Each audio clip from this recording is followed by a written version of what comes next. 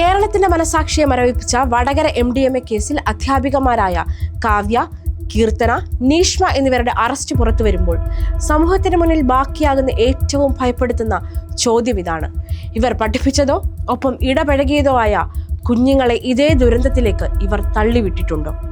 വിദ്യാലയങ്ങളുടെ 4 ചുവരുകൾക്കുള്ളിൽ അറിവും നന്മയും പകർന്നു നൽകേണ്ടവർ തന്നെ ലഹരി മാഫിയയുടെ ഡിജിറ്റൽ ഇടനിലക്കാരാകുന്നു. പോലീസിന്റെ ഓപ്പറേഷൻ തൂഫാൻ പോലുള്ള അന്വേഷണങ്ങൾ ഈ അധ്യാപികമാരിലേക്കും അവരുടെ സാമ്പത്തിക സ്രോതസ്സുകളിലേക്കും എത്തി നിൽക്കുമ്പോൾ ഇവരുമായി നേരിട്ട് ബന്ധപ്പെട്ട വിദ്യാർത്ഥികളെ കണ്ടെത്തുക എന്നതാണ് അടുത്ത വെല്ലുവിളി ഉയർത്തുന്ന ടാസ്ക്. വിദ്യാർത്ഥികളെ സ്വാധീനിക്കാനും അവരിലേക്ക് മാരക ലഹരി വസ്തുക്കൾ എത്തിക്കാനും ഇത്തരം അധ്യാപകരുടെ സാന്നിധ്യം ലഹരി സംഘങ്ങൾക്ക് വലിയൊരു സഹായമായി മാറുന്നു. അധ്യാപികമാരുടെ ഫോൺ രേഖകളും ഇൻസ്റ്റാഗ്രാം ഉൾപ്പെടെയുള്ള സമൂഹ മാധ്യമ ചാറ്റുകളും വിശദമായി പരിശോധിക്കുമ്പോൾ ലഹരി വലയിൽ കുടുങ്ങിയ ഏതെങ്കിലും വിദ്യാർത്ഥികളുടെ മുഖം പുറത്തു വരുമോ എന്ന നടുക്കത്തിലാണ് കേരളം ഇപ്പോൾ. കേരളത്തിന്റെ വിദ്യാഭ്യാസ ചരിത്രത്തിൽ കറുത്ത അക്ഷരങ്ങൾ എഴുതി വെക്കേണ്ട ഒരു അധ്യായത്തിലൂടെയാണ് നാം ഇപ്പോൾ കടന്നു പോകുന്നത്.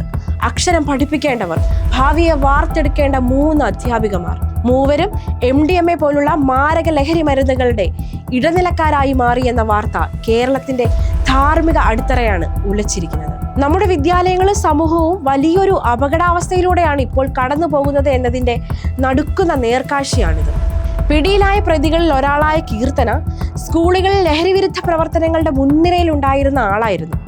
ലഹരിക്കെതിരായ ബോധവൽക്കരണ പരിപാടികളിൽ സജീവമായി പങ്കെടുത്ത വ്യക്തിയാണ് ഇവരെന്ന വിവരം ഞെട്ടിപ്പിക്കുന്നതാണ്. പുറമേ ലഹരിവിരുദ്ധ മുഖംമൂടി അണിയുന്നു, ഉള്ളിൽ ലഹരി മാഫിയയുടെ ഏജന്റായി പ്രവർത്തിക്കുന്നു. എന്തൊരു വിരോധാഭാസമാണിത്! QR കോഡുകൾ വഴി ആവശ്യക്കാരിൽ നിന്ന് പണം വാങ്ങി ഗൂഗിൾ മാപ്പ് വഴി ലഹരി എത്തിക്കാനുള്ള സ്ഥലങ്ങളും ലൊക്കേഷനുകളും വാട്സപ്പ് വഴി അയച്ചു കൊടുക്കുന്നു. ചുരുക്കത്തിൽ ഡിജിറ്റൽ ഇടനിലക്കാരായി ഈ അധ്യാപകർ മാറിയിരിക്കുന്നു. സ്പെഷ്യൽ എഡ്യൂക്കേറ്റർമാരും കായിക അധ്യാപകരും ഒക്കെയായി കുട്ടികളുടെ മാനസിക വളർച്ചയ്ക്കും ഉന്നമനത്തിനും ഒപ്പം നിൽക്കേണ്ടവർ തന്നെ കുട്ടികളെ ലഹരിയുടെ പടുകുഴിയിലേക്ക് തള്ളിയിടാൻ കൂട്ടുനിൽക്കുന്നു എന്നത് പൊറുക്കാനാവാത്ത കുറ്റകൃത്യമാണ്.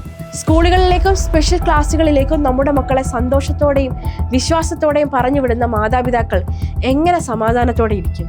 പഠിക്കാൻ പോകുന്ന നമ്മുടെ മക്കൾ സുരക്ഷിതരാണെന്ന് ഇനി നമ്മൾ എങ്ങനെ വിശ്വസിക്കും? ഈ ചോദ്യമാണ് ഇപ്പോൾ എല്ലാ മാതാപിതാക്കളുടെയും മുന്നിലുള്ളത്. കാവൽ നിൽക്കേണ്ട കൈകൾ തന്നെ വിഷം നൽകിയാൽ പിന്നെ രക്ഷ എവിടെയാണ്? പിടിയിലായ അധ്യാപകരെ സർവീസിൽ നിന്ന് പിരിച്ചുവിട്ടത് കൊണ്ട് മാത്രം കാര്യമില്ല, മറിച്ച് നിയമത്തിന്റെ എല്ലാ പഴുതുകളും അടച്ച് പരമാവധി ശിക്ഷ ഇവർക്ക് കൊടുക്കണം. ലഹരി മാഫിയയുമായി ബന്ധമുള്ള ആരായാലും രാഷ്ട്രീയ ഉന്നത സ്വാധീനങ്ങൾക്ക് വഴങ്ങാതെ പുറത്തു കൊണ്ടുവരണം. കാവ്യയും കീർത്തനയും നീഷ്മയും പ്രതിക്കൂട്ടിൽ നിൽക്കുമ്പോൾ ഇനി ഒരു തലമുറ കൂടി ലഹരിക്ക് അടിമപ്പെടാതിരിക്കാൻ ഈ ദുരന്തം കേരളത്തിന് ശക്തമായ തിരുത്തൽ മുന്നറിയിപ്പായി മാറേണ്ടതുണ്ട്.